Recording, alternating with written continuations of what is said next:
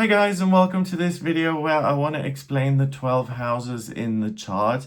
This is a question I get once in a while, so I thought it might be interesting just to give you a quick rundown of what each house means, what area of life it relates to, and how you can kind of apply that when reading your own chart. So the way I want to do this is I want to first of all explain the angles. There are 4 of them: the Ascendant, the Midheaven, the Descendant, and the IC. And then I want to go through each house and explain what the meaning is. And you'll see if you look to the center of the wheel that the houses are numbered.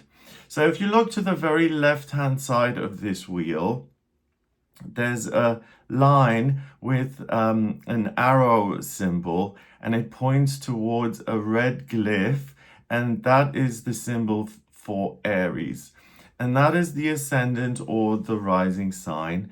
And if I'm interpreting your natal chart, the rising sign represents your default setting. It's what represents what you naturally embody. If you're in a crisis and you have to react very quickly, kind of a knee-jerk reaction, you'll react the way your rising sign is and what sign that's in. That's why the rising sign has so much importance in a chart, because it's what most people identify with. Then if you look to the very top of the chart, between houses 9 and 10, there's another line with an arrow on it, and the symbol up there is Capricorn, and that's known as the Midheaven. And this is to do with work, your vocational aptitudes, and what you're going to be good at when it comes to career. The thinking behind this is the chart is like a clock, right? So the rising sign, the ascendant, is sunrise, the midheaven is noon, the descendant between houses 7 and 6, where there's the glyph for Libra, that's sunset. And then between houses 3 and 4, where we have the symbol for Cancer, that's the middle of the night. So the thinking behind the midheaven, the position of noon, that's when most people are up, they're awake, they're out and about, and they're doing something, right? And that's what you're going to be good at work-wise. Whatever you're busy with around noon, that's what you can do for a career symbolically, and that's what you'll have a talent for. Then the descendant between houses 7 and 6, that's marked by the symbol for Libra on the very right-hand side of the chart. The descendant represents what you're looking for in life. It's what's missing. It's often where you feel a sense of longing, or like there's a hole in your soul and that you want to fill. And the descendant, by looking at what's going on around there, is going to show you kind of what that person is very interested in acquiring and what they want to learn or experience. Then between houses 3 and 4, where we have the symbol for Cancer, the blue symbol, that's known as the IC, and that represents your roots. It's what represents home, what makes you feel like you're grounded, like you belong somewhere. And it being at the very bottom of the chart, it's kind of like home. So those are the angles. So let's start with the first house. So again, the ascendant, the rising sign with that symbol for Aries in red, that is the beginning of the first house. And the first house has to do with yourself, your identity. It's who you are. It's all about your personality, your characteristics. So depending on what you have in that first house of self is going to be very influential as to how you feel about yourself or the way you see your own identity.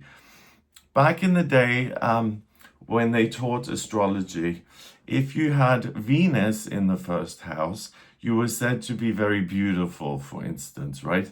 These days, if you have Venus in the first house, that still kind of applies, but it doesn't just mean physical beauty. It means that the person is very charismatic or very attractive to people. If you have Mars in the first house of self, for instance, Mars is the planet of ambition and drive, then that person, a key part of their identity, a key part of themselves, is going to be that they are very motivated, that they do have a lot of ambition and power, and that they want to get things done. And also, this chart is the traditional chart. So this is the way that in the traditional chart, the houses are ruled by. So the first house is ruled by Aries. The second house is ruled by Taurus. The third house is ruled by Gemini. In your chart, that's going to differ based on your place of birth, date of birth, and time of birth. But fundamentally, the way the original chart is laid out, these are the signs and the houses that each sign traditionally is ruled by. So the first house is ruled by Aries, the first sign of the zodiac. Moving on to the second house, that's ruled by Taurus, the second sign, and that's the same thing. So Gemini is the third sign, Cancer is the fourth sign, Leo is the fifth sign, Virgo is the sixth sign, and so on, right? So the second house has to do with money and belongings, securities, assets. It can be your physical body as well. It represents anything in the earthly realm that falls under kind of the governance of Taurus, which is an earth sign, which is interested in taking control of the physical world and what you acquire and what you build. So again, having different planets in there is going to indicate how you feel about money and how you're going to be able to create an income.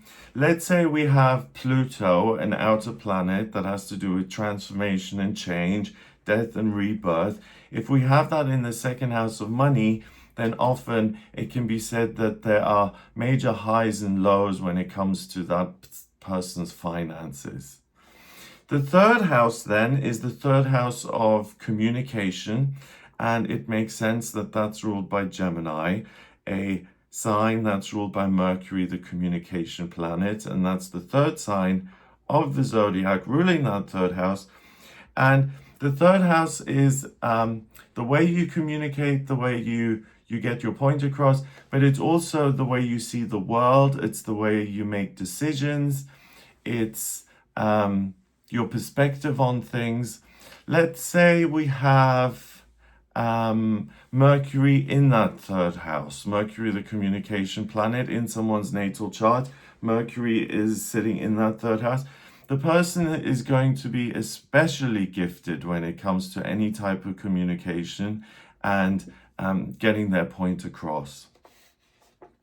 Then hopping over the IC between the third and fourth houses, we have the fourth house, which is ruled by Cancer. And Cancer is the fourth sign of the zodiac, which is a water sign, and it has to do very much with family. So it makes sense that this is the ruler of the fourth house, because family is often what makes people feel most rooted and grounded in life. These are the people I belong to. These are my nearest and dearest. It can also be, this is the location where I feel at home. This is the city I was born in, the city I'm going to live in. This is what makes me feel like I belong. It can also be anything else that gives you a sense of this is who I am, right? So it doesn't just need to be other people or locations. It can be certain activities where you feel like you have a natural affinity for them, like certain hobbies or certain things that you do on an everyday basis. It's areas of certainty that make you feel like this is where I don't have to have any self-doubt. This is what I'm naturally good at, and this is what gives me a sense of, oh, I feel at home, right? So for instance, if we have the moon in that fourth house, then that person is going to be all about the family. And they are also going to have a, I'm giving examples here and I'm generalizing, so there'll be tweaks and things that adapt these meanings, right? But for instance, if you have the moon in that fourth house, the person is going to have a temperament that's very calm and placid, and they're very much about patience and feeling at ease, and this is where I belong. Then the fifth house, ruled by the fiery sign of Leo, that's ruled by the sun. The fifth house is what you're passionate about, what you love, and that's both what you love to do in your personal life, it's what you love to do work-wise, but it's also who you love. So the fifth house is romance, it's relationships, it's children, it's anything that you're really interested in as far as matters of the heart are concerned, and anything to do with passion and where you can express a major interest. The sixth house is ruled by Virgo. Virgo is also ruled by Mercury, the communication planet. And Virgo is all about analysis and detail and making sense of things. And the sixth house, therefore, Virgo being the organizer, the sixth house is the everyday routines of your life, the structures of your life. It can also represent work, and it can represent your physical health. So the structure of your physical body and what that's like. Then hopping over the Descendant, the seventh house is ruled by Libra. Libra is an air sign that's very much about community, connection. It's ruled by Venus, the planet of love and beauty and creativity. So it's able to express things in ways which are beautiful. And the seventh house then is relationships in general. It's not, super passionate relationships like in the fifth house or your nearest and dearest, your family members, the fourth house. This is relationships overall. So how you feel about people in general, whether you're someone who's a people person, or it could be your colleagues, or it could be your friends, it could be acquaintances, your connection to society. It's people in general. Then the eighth house is ruled by Scorpio. And Scorpio is a water sign that's very much about going beyond the surface of things and getting to the root cause of the matter. And it's ruled by Pluto, the planet of life and death, transformation and change. The phoenix rising from the ashes. So the eighth house is complicated in the sense that it can be the house of death, so the house of the other side. It can be the house that has to do with connecting to the other side, so mediumship, anything that is hidden, so things that are taboo. It can also be the house of sexuality or things that are unspoken, that are beyond the surface and that you don't want to discuss at a dinner party, for instance. So it could be politics or religion or anything that has some sort of emotional tension to it that isn't just, chit chat. It's meaningful, it's deep, and it's things that exist beyond this deep surface. It's a complicated house. It can have a lot of associations. It also is the house of institutions and authorities. It can be things like the inheritance, probate. It can be the government, the tax people, anything like that. Then the ninth house is ruled by Sagittarius. Sagittarius is the sign of the centaur. It's ruled by Jupiter, which is growth and good luck and good fortune. And Sagittarius is this being which the bottom half is a horse and the top half is a man. And the man has a bow and arrow and he's pointing it in a particular direction. So the ninth house is the house of travel in a literal sense. It's the house of education, so travel and movement on an intellectual level. But it can also be the ninth house of the higher realms and things that exist beyond the physical world. And it's the house of the abstract and things that have to be thought about and ideas and education, things that require the mind and the intellect in order to connect with.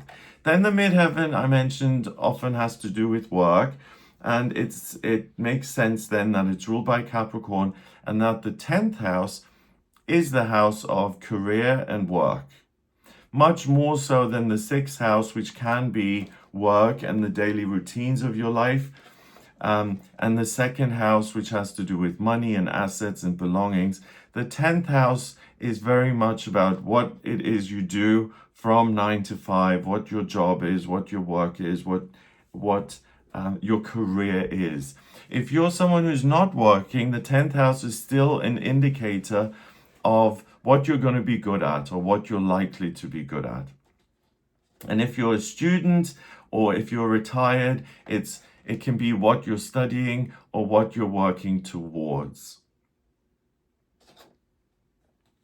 Let's say we have Saturn in that 10th house, then that person is going to see work as the thing that is the most important thing in life. It's something that is absolutely necessary in order to create stability and security. And that person then is going to be very, very serious about their work.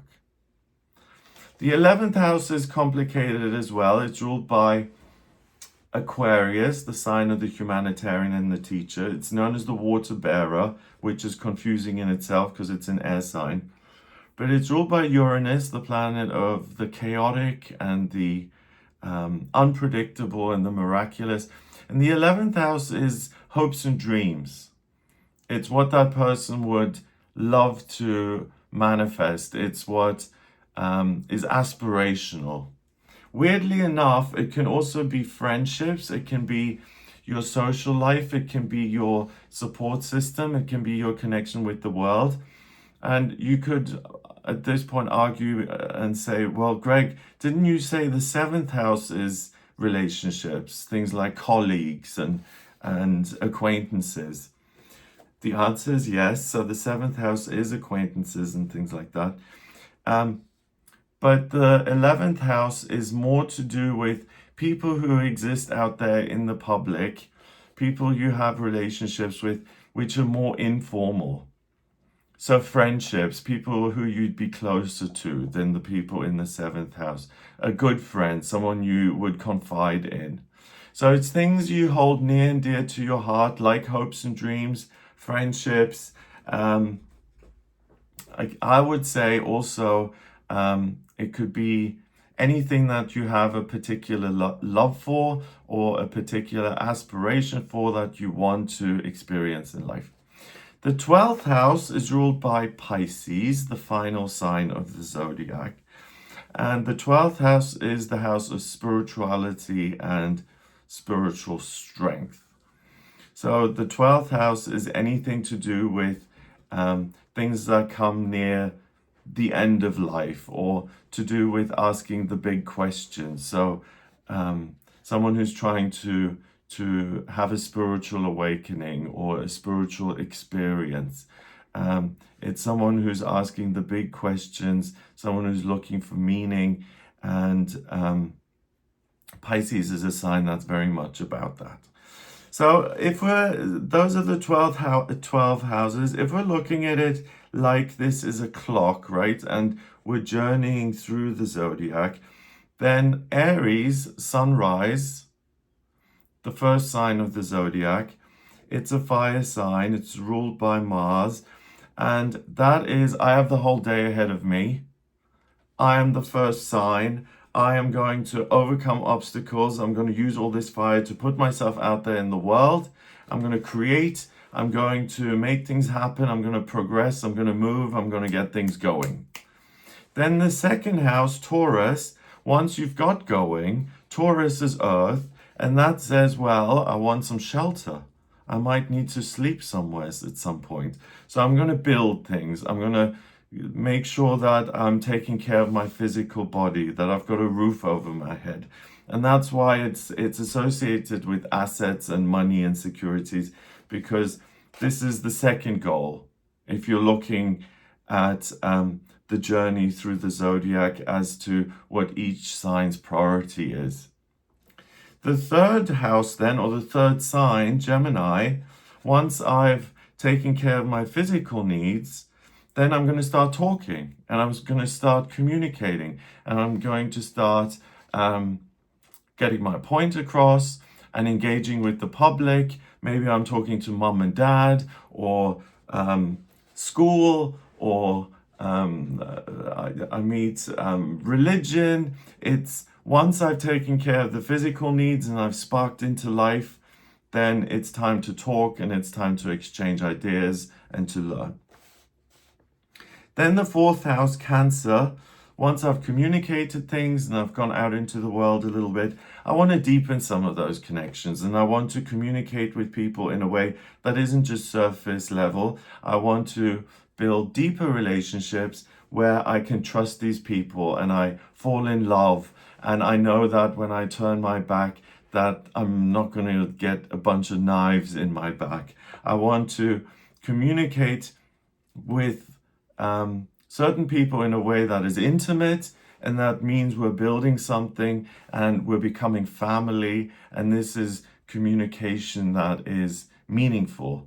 So it could be the family of your birth, where your parents provide you with spiritual guidance and counsel, and it's communication that really is formative and significant, right? So once you've had that experience of your own family, then it's on to the 5th house, Leo. Passion, sexuality. I want to have these wonderful experiences with people I don't know. Communications in the bag, we've mastered that. We've mastered significant relationships, but now we want to have experiences which are enjoyable and thrilling and life affirming, and where I'm in the moment and they are surprising in terms of what life can provide. So then once you've had your fun and you've had all of these experiences, Virgo comes along, and Virgo says it's time to try and find some balance in life. Yes, it's okay to enjoy yourself, but it's also important to look after your health so that you can continue to have these enjoyable experiences. It's time to create meaning and to see what your values are and what's most important to you, and what you value and what you don't value, and how you create meaning, and what you see as having innate value and what you can dismiss. So it's using the intellect and starting to work out your own routines, and to choose for yourself what you want to engage with and what you don't want to engage with. Then we move on to Libra, and now Libra is very much about connecting with the world at large. Oh, and this is another factor. The first 6 houses, the bottom half of the chart, that's the self and its home and its family and it's these relationships. The bottom half of the chart could be said to be the domestic side of life. And the top half of the chart is the public side of life, so outside of the home. So you could say the first 6 houses are indoors, your home and things that happen there. And then houses 7 to 12 are you out in the public and connecting with people and places and things that exist beyond your home. So the 7th house then, if I've organized my body via the 6th house in Virgo and I've got myself organized, then the 7th house is about connecting with people out there, but it's also about putting a bit of style in place. You know, my diet is good, thank you, Virgo, but now I want to have a wardrobe that makes me look a bit more elegant, or I want to enjoy the arts, or I want to get creative, and I want to heighten my levels of, I want to become more erudite. I want to have a bit of a personal style, and I want to add a personal touch to things and customize them. So whether it's my wardrobe or my look or the way I have relationships, as in I choose to connect with people who are incredibly funny because that's my personal preference, or I want to have relationships with people who are solid and reliable. It's about choice and becoming more stylized. Then the 8th house, Scorpio, says, okay, now that we've mastered all of these relationships and we've put our own stamp on things, Now it's time to look at the most complicated and the darkest things in life. So life and death, and dealing with grief and loss, and the authorities and organizations where you really have no control, and where you have to deal with things which may not be joyful. So you could say it's kind of like the opposite of the fifth house. It's dealing with things that are deeply moving and often terribly upsetting, but it's things where we're now able to engage with things in the public realm that need to be done, society, responsibilities, duties, bills that have to be paid, and so on. Sagittarius, then after this period of darkness and going to beyond the surface via Scorpio and dealing with death and grief, Sagittarius is then a new beginning. It's a second wind, and it's saying, I've had all of these experiences. I want to now learn even more about life, and I also want to teach what I've learned, and I want to visit new locations and have different experiences and have a reawakening. And after the difficulties of Scorpio, I want to now connect to either the higher realms, or I want to explore and go on adventures and see what else is out there. Then Capricorn, after Sagittarius's dalliances around the world, Capricorn says, well, to maintain this, you've taken care of the body and you've dealt with difficulties, but try and find stability now in your career. Find something where you can consistently add value and work, and where you can do something that's always going to provide you with an income, and where you can also provide for yourself and make sure that you have a future. After that, we go to the 11th house, Aquarius. Aquarius is the dreamer, and it's like, what could be? And life isn't just work, but what are my hopes and dreams, and what can I invent? And what is not practical but exists in my mind, and what can I invent, and what can I experience, and what can I add to the world that doesn't exist already? And how can I use my mind to think outside of the box and to provide something completely new and unique? And then after all this kind of enlightenment of Aquarius, we go to Pisces, which is finally, now I'm reaching the end of my life. It's about coming to terms with what my life has been about, reviewing the process, what went well, what didn't go well. If I were to do it all over again, what would I spend more time doing? What would I spend less time doing? What really had meaning for me? What was worthwhile? What does it all mean on a larger scale? How is religion and faith and something bigger involved in my life? And how can I bring all of that together? And then it gets even more complicated, then you can, if I'm looking at someone's natal chart, then you're going to look at the houses that oppose each other. And so, for instance, the 4th house is the home, and the 10th house is work. Depending on what's in the 4th house and the 10th house is going to show me how much a person is a homebody, or how much significance family has in their life, and whether that's their top priority, or whether a career is their top priority. Or then if you look at the 1st and the 7th houses, which oppose each other, oppositions means they're 180 degrees away from each other. So the houses that are across from each other, right? 1st house of self and the 7th house of relationships.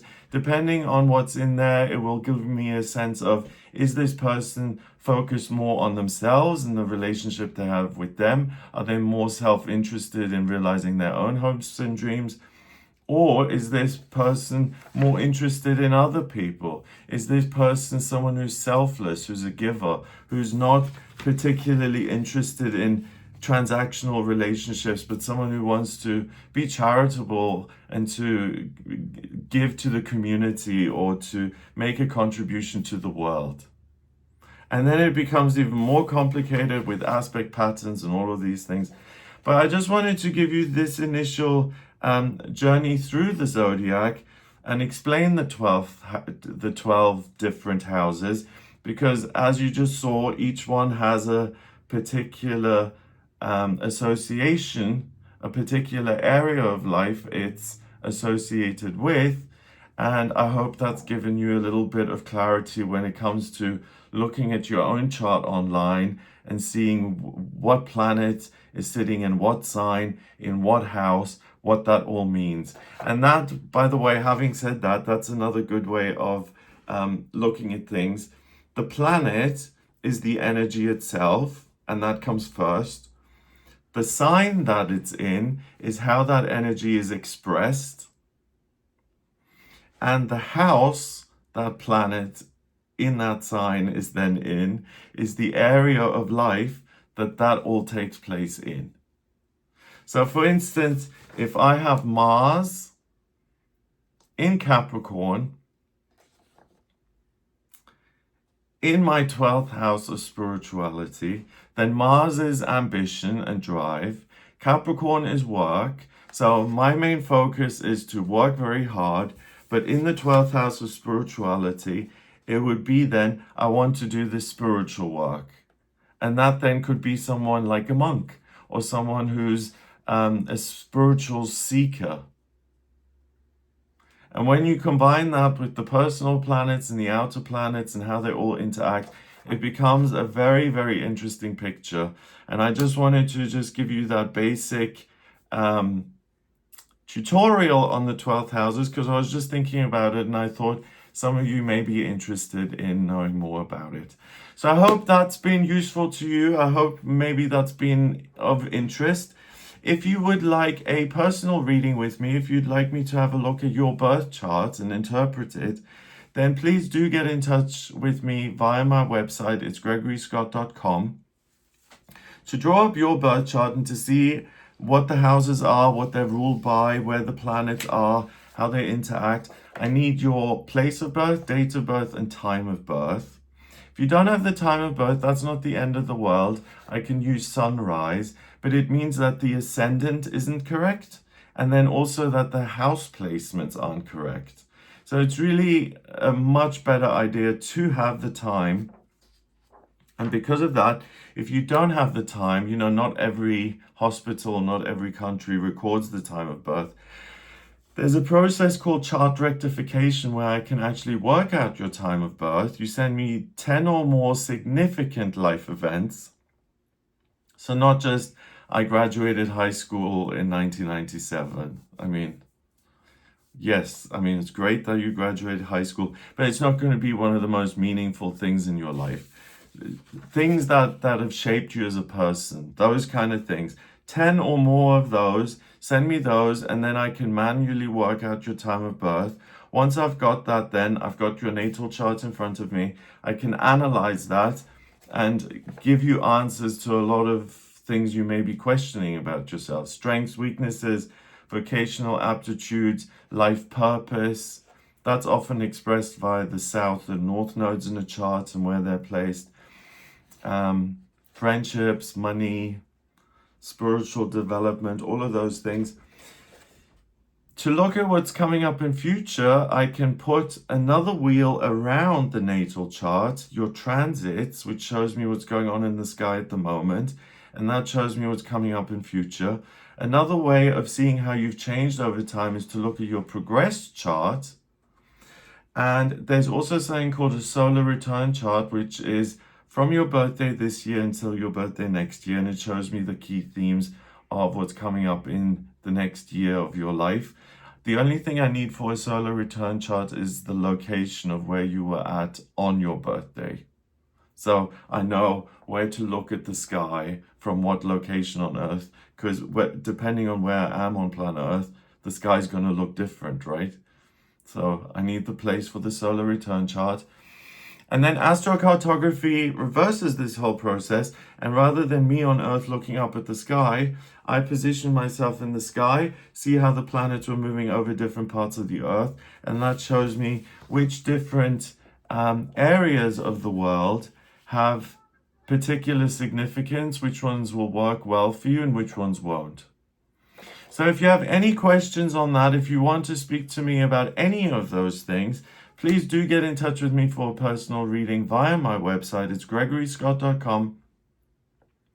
Click on the shop tab to order your reading with me, or on the front page, scroll down a little bit until you get to a button that says book your reading. Click on that to order your reading with me. If you like this video, give it a thumbs up, please. Hit subscribe for future videos. And if you know anyone who thinks, I always struggle with this bit, but please share the video with anyone who you think may also enjoy it. That's what helps the channel grow. I hope you have a wonderful day. All the very best to you, and I will speak to you hopefully in a personal reading, or I will see you on the channel. All the best. Take care.